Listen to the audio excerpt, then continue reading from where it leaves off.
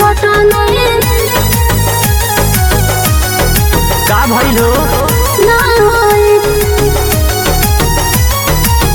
काहे बैठल उदास बारू खींच दौलते सास बारू ए सुन काहे बैठल उदास बारू खींच दौलते सास बारू पहिले रहनी सुघर अब दुबारा गई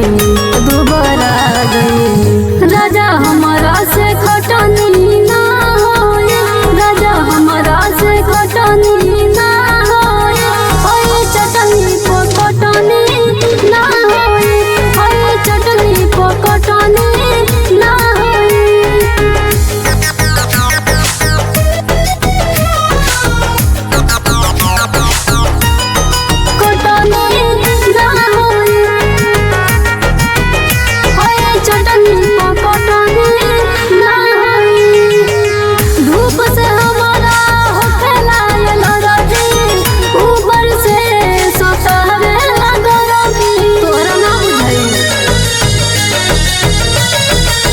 रानी हो मैंने जतनी कर दुनिया में बनल रही नरमी चुप रही पहिले रहनी उजर अब करिया गई राजा हमारा से खटनी ना होए राजा हमारा से खटनी ना होए ओए चटनी पकटनी ना होए ओए चटनी पकटनी ना होए